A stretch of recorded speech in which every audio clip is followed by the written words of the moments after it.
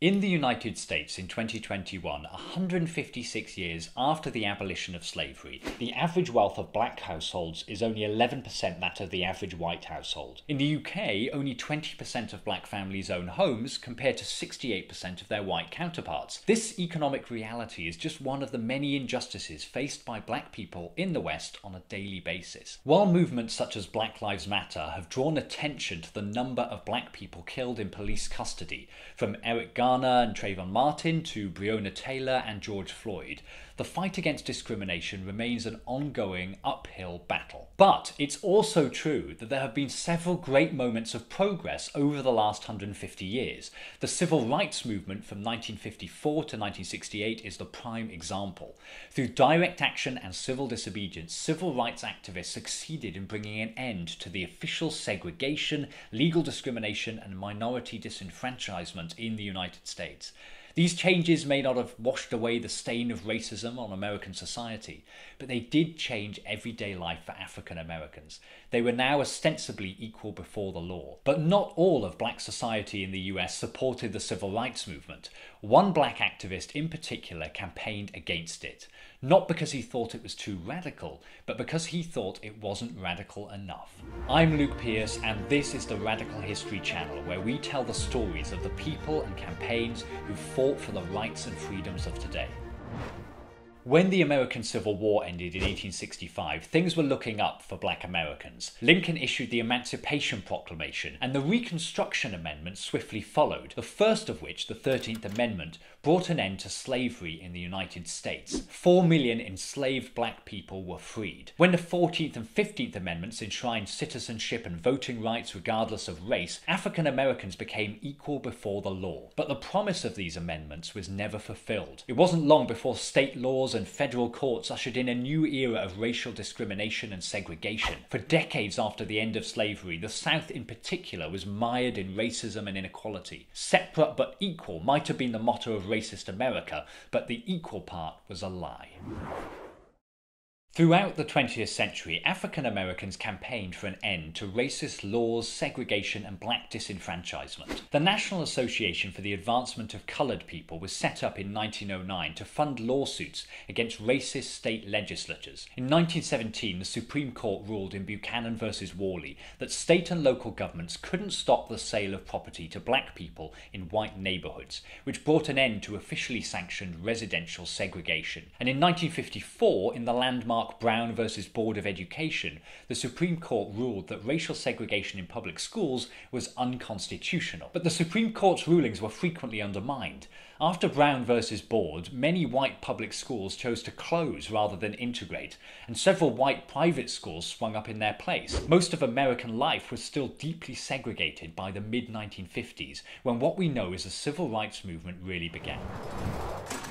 In 1955, a 14-year-old African-American boy named Emmett Till was murdered and mutilated by 2 white men in Mississippi. To shed light on the violence done to black people in America, Emmett's mother, Mamie, had his body displayed in Chicago in an open casket. That same year, a black woman called Rosa Parks refused to give up her seat on the bus in Montgomery, Alabama, a decision she later explained that was partly driven by the image of Emmett Till's brutalized body. Parks's arrest incited the Montgomery bus boycott in protest at segregation on public buses.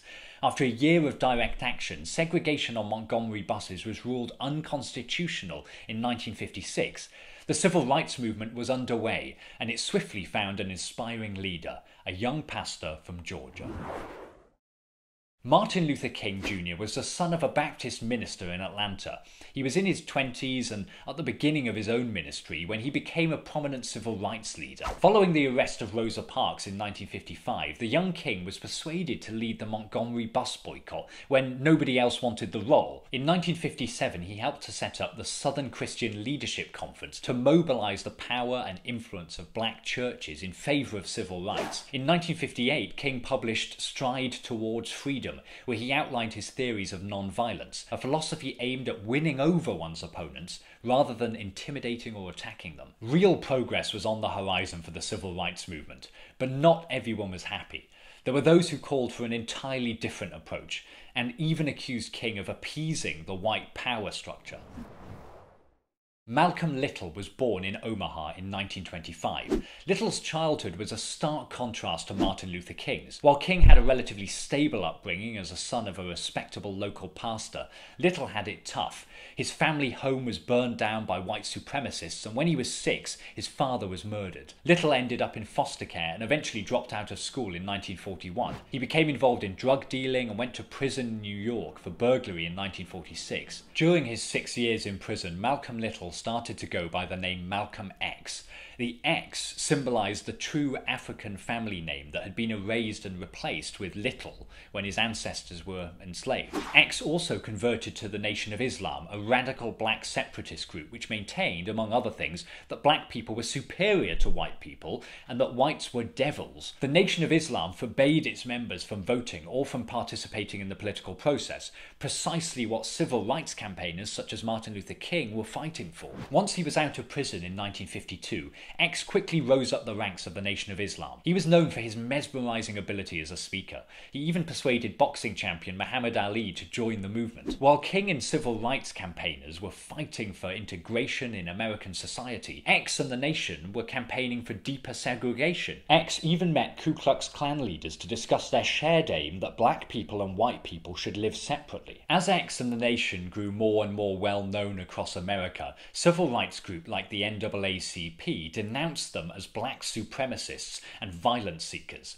In response, X joked that anti-segregationists were wasting their time fighting for the right to sit down next to white folks on the toilet. He labelled Martin Luther King an Uncle Tom, a black puppet used by the white establishment to control other black people. But despite being one of the biggest critics of the civil rights movement, Malcolm X was in fact essential to the movement's success. He played a key role in bringing about the legislative changes of the civil rights era. The most significant event of the civil rights movement came on the 28th of August 1963, when over 250,000 people descended on Washington, D.C. It was on this day that King gave his legendary "I Have a Dream" speech. Although the speech has been lauded ever since, it infuriated Malcolm X, who denounced the march as a farce. X was furious because the original purpose of the march had been to show the strength and anger of black people. Protesters had planned to steamroll into Washington and bring the city to a halt.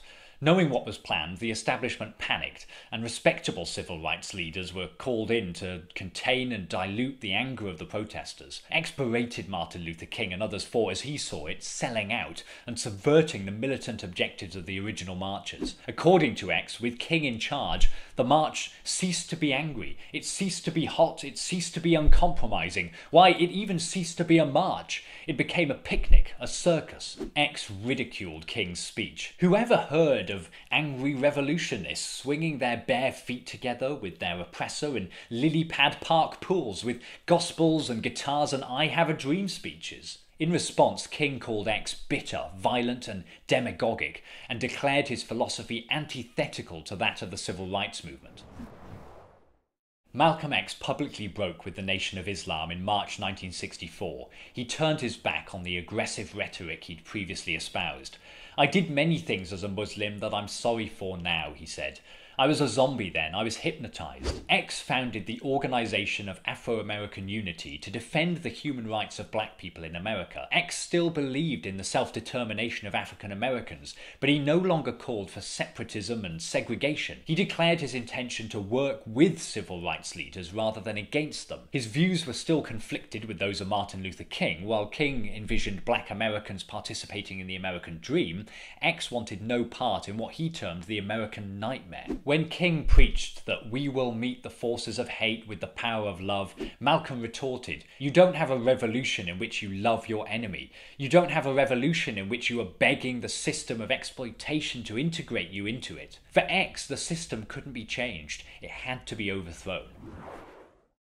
The white establishment was afraid of Malcolm X. The FBI, led by J. Edgar Hoover, had Malcolm under surveillance as early as 1953. Hoover warned against the threat of a black messiah who could unify and electrify the black nationalist movement. After X left the Nation of Islam, Hoover immediately declared his new Organization for Afro-American Unity a threat to the national security of the United States. The establishment's fear of X in the 60s had a huge impact on its perception of Martin Luther King and the mainstream civil rights activists. As X himself explained, at one time the whites in the United States called King a racialist, an extremist, and a communist. Then the black Muslims came along and the whites thanked the Lord for Martin Luther King. Politicians realized that if people saw Martin Luther King and the non-violent movement achieving nothing, they'd be much more inclined to sympathize with Malcolm X's call for violent revolution. And in the face of a militant black revolution, the liberal reforms demanded by civil rights activists seemed a reasonable compromise. X knew what he was doing. In 1965, King was arrested in Selma protesting for voting rights. X went to Selma and gave a speech urging black people to begin a revolution. His message was contrary to King's message of peaceful, non-violent protest. But X explained to King's wife, Coretta Scott, "I want Dr. King to know that I didn't come to Selma to make his job difficult. I really did come thinking it could make it easier. If the white people realize what the alternative is, perhaps they will be more willing to hear Dr. King." Leaving the Nation of Islam helped Malcolm X to develop his ideas about race and politics in America, but it also put his life in danger because the nation saw him as a traitor. And on the 21st of February 1965, while he was giving a speech in Manhattan, X was murdered by members of the Nation of Islam. He was 39 years old. X was assassinated just as he was starting to develop a thorough political vision. But even so, his legacy is huge. When the Black Power movement took off in the years following his death, the leaders of the Black Panther Party cited X's radical politics as a direct influence. A few weeks after Malcolm X left the Nation of Islam, he and Martin Luther King met for the only time in their lives, very briefly, outside the United States Senate chamber during the Senate debates over the Civil Rights Act on March 26, 1964. The two men shook hands as the cameras flashed. 3 months later, in July of that year, the Civil Rights Act was passed. And despite his opposition, Malcolm X had played a huge part in King's success. On hearing the news of X's death, Martin Luther King wrote to his widow, Betty Shabazz, "While we did not always see eye to eye on methods to solve the race problem, I always had a deep affection for Malcolm and felt that he had a great ability to put his finger on the existence and root of the problem." Malcolm X knew that civil rights were only the beginning, that racism went deeper than any legislation or law that could be passed. And on that point at least, he was right. That's why there's still so much work to be done today. If you enjoyed this video, then you might enjoy this video about how women in the UK fought to win the vote using 2 different campaigning strategies.